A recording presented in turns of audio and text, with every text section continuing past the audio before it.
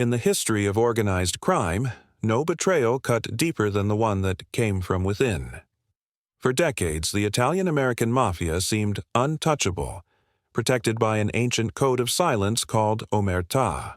But in 1991, one man shattered that code forever. His name was Salvatore Gravano, known to everyone as Sammy the Bull. He was the underboss of the Gambino crime family, one of the 5 most powerful mafia organizations in America. And when he decided to cooperate with the FBI, he didn't just betray one man. He brought down an empire. To understand the magnitude of Sammy Gravano's betrayal, you need to understand who he was. This wasn't some low-level street soldier looking to save his own skin. Sammy was royalty in the mob. He was the right-hand man to John Gotti, the most famous gangster in America. He had personally participated in 19 murders. He had earned millions of dollars through construction rackets, loan sharking, and drug trafficking. He was a made man, a respected killer, and a trusted confidant of the most powerful mobsters in New York. Salvatore Gravano was born on March 12, 1945, in the Bensonhurst neighborhood of Brooklyn, New York. Bensonhurst wasn't just any neighborhood. It was mafia territory, controlled by various crime families who ran their operations from social clubs and restaurants. Growing up there, young Sammy saw wise guys every day, men in expensive suits who commanded respect, men who seemed above the law, men who lived by a code. Sammy wasn't a good student. He dropped out of school in 8th grade and started running with street gangs. He was a tough kid, quick with his fists and fearless in a fight. These qualities got him noticed by the neighborhood mobsters. By his late teens, Sammy was doing jobs for the Colombo crime family. Collections, beatings, intimidation, whatever needed to be done. But Sammy was ambitious. He didn't want to stay a street thug forever. In 1976, his life changed when he was formally inducted into the Gambino crime family, the most powerful of New York's 5 families. Being made, becoming a made man, was the ultimate achievement for an Italian mobster. It meant you were untouchable by other criminals. It meant you were bound by omertà, the code of silence. It meant betrayal was punishable by death. Sammy proved himself quickly. He was a natural earner, bringing in money through construction rackets in New York City.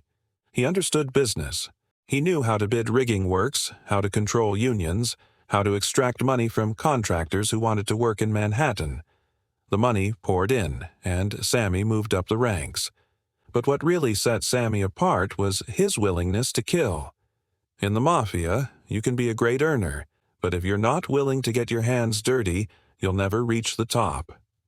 Sammy had no such hesitation. When the family needed someone eliminated, Sammy volunteered. When there was dirty work to be done, Sammy did it. Over his career, he would participate in 19 murders, sometimes pulling the trigger himself, other times ordering the hit or helping dispose of bodies. One of his most notorious killings was the murder of Paul Castellano, the boss of the Gambino family. In December 1985, Castellano was gunned down outside Sparks Steakhouse in Manhattan in one of the most brazen mob hits in history. John Gotti orchestrated the assassination to take control of the family, and Sammy was one of the shooters who helped make it happen. This murder elevated Gotti to boss and Sammy to underboss, the second highest position in the family. Working alongside John Gotti was like being next to the sun. Gotti was flashy, charismatic, and loved the spotlight. The media called him the Dapper Don and the Teflon Don because he kept beating federal cases. He wore expensive suits, held court at the Ravenite Social Club in Little Italy, and lived like a celebrity. Sammy was the opposite. He was quiet, calculating, and preferred to stay in the shadows. But together, they were unstoppable. As underboss, Sammy controlled massive rackets throughout New York. Construction was his specialty. He had his hands in dozens of major building projects in Manhattan, extracting tribute from contractors and using Teamsters Union connections to control who worked and who didn't. The money was astronomical. At his peak, Sammy was earning millions of dollars every year. But the FBI was watching. For years, federal agents had been trying to bring down the Gambino family. They had bugs in the Ravenite social club. They had surveillance on key members.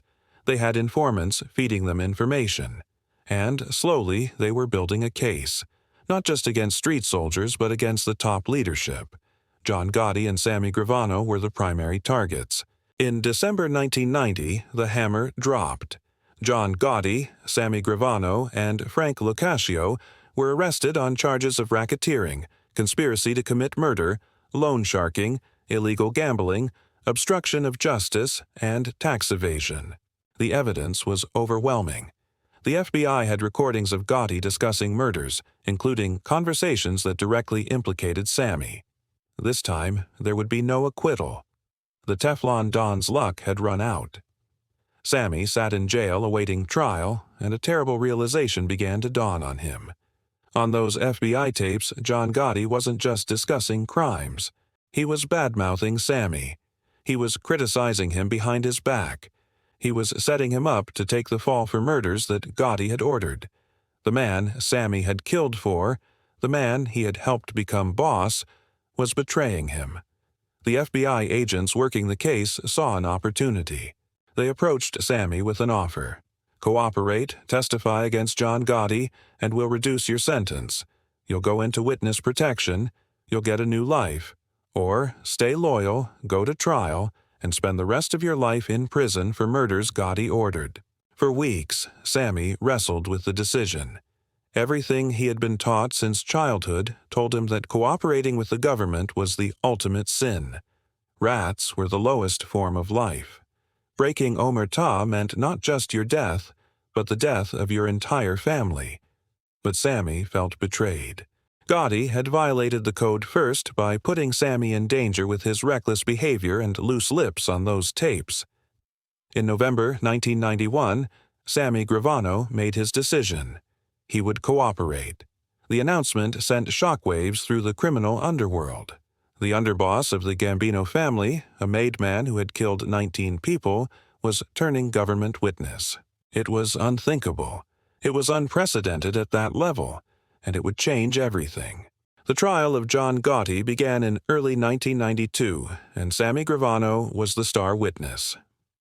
Over 9 days of testimony, Sammy laid bare the inner workings of the Gambino crime family. He described the hierarchy, the rackets, the murders. He confirmed that Gotti had ordered the execution of Paul Castellano. He detailed loan sharking operations, construction scams, and union corruption. His testimony was detailed, credible, and devastating. John Gotti sat at the defense table, staring at his former underboss with pure hatred. The man he had trusted with his life, the man who had helped him become boss, was destroying him on the witness stand. Gotti's lawyers tried to discredit Sammy, painting him as a serial killer and liar who would say anything to save himself. But the jury believed Sammy. On April 2, 1992, John Gotti was found guilty on all charges. The sentence came down shortly after. Life in prison without the possibility of parole. The Teflon Don's reign was over, and it was Sammy, the Bull, Gravano, who had delivered the knockout blow. But Sammy wasn't done. Over the next several years, he testified in dozens of trials, helping to convict 39 mobsters across multiple crime families. The Gambino family was decimated. The Genovese family lost key members. The Colombo family suffered major losses. Sammy's cooperation didn't just take down John Gotti, it took down an entire generation of mafia leadership. In exchange for his cooperation, Sammy received a drastically reduced sentence. Despite admitting to 19 murders, he served only 5 years in prison. In 1995, he was released and entered the Federal Witness Protection Program with a new identity. The most prolific mob informant in American history was free to start a new life. But Sammy couldn't stay away from crime. He moved to Arizona under his new identity and tried to go legitimate. He opened a construction company, tried to live a normal life, but the allure of easy money proved too strong.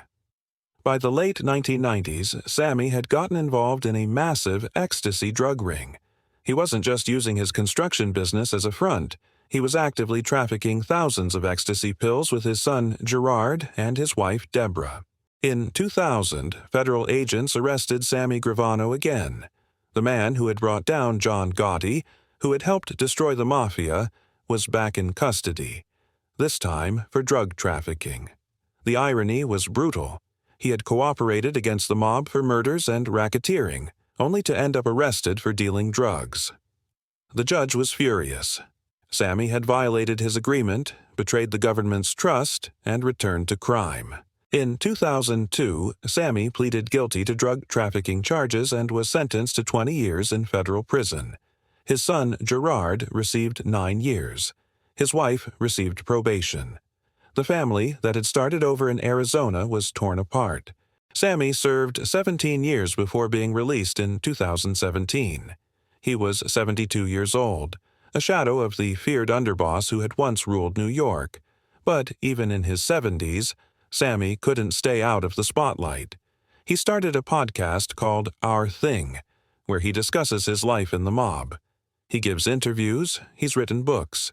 He's become a bizarre celebrity, a former mob killer turned social media personality. The mob world's reaction to Sammy has been consistent. He is a rat, a betrayer, the man who broke the most sacred code. To this day, there are likely contracts out on his life. Made men don't forget.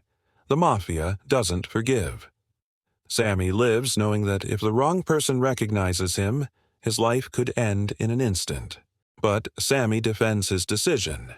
He argues that John Gotti betrayed him first, that the old rules didn't apply anymore, that the Mafia had changed, become less honorable, that he was simply surviving in a world where loyalty was already dead. Whether you accept that reasoning is up to you. What cannot be disputed is the impact Sammy Gravano had on organized crime in America. His cooperation marked a turning point. After Sammy, other high-ranking mobsters began to flip. The wall of omertà, which had protected the Mafia for over a century, developed cracks. Law enforcement realized that even the most trusted members could be turned if the pressure was right. The 5 families of New York still exist, but they're shadows of what they once were. The days of John Gotti holding court in Little Italy are over. Today's mobsters keep low profiles, avoid attention, and know that anyone could be wearing a wire. And much of that change can be traced back to one man's decision to break the code. Sammy the Bull Gravano admitted to 19 murders. He helped run a criminal empire that corrupted unions, extorted businesses, and spread violence throughout New York. Then he turned government witness and helped convict 39 mobsters, including the most famous mob boss in America. Then he went to prison for drug trafficking. His life is a study in contradictions, a journey through loyalty and betrayal, honor and treachery. Today, Sammy lives somewhere in America under a cloud of infamy. To law enforcement, he's one of the most valuable cooperating witnesses in history. To the mob, he's the ultimate traitor. To the public, he's a fascinating and horrifying figure whose life seems more like fiction than reality. The man who helped kill the boss to make John Gotti the boss, then killed John Gotti's freedom by testifying against him. The underboss who broke the code that had sustained the Mafia for generations.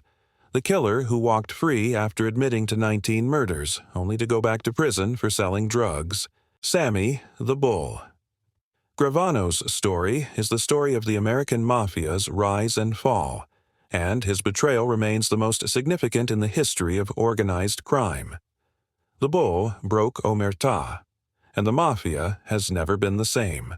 Salvatore Gravano was released from prison in 2017 and remains alive today at 79 years old. He hosts a podcast and remains a controversial public figure, hated by the mob and protected by law enforcement.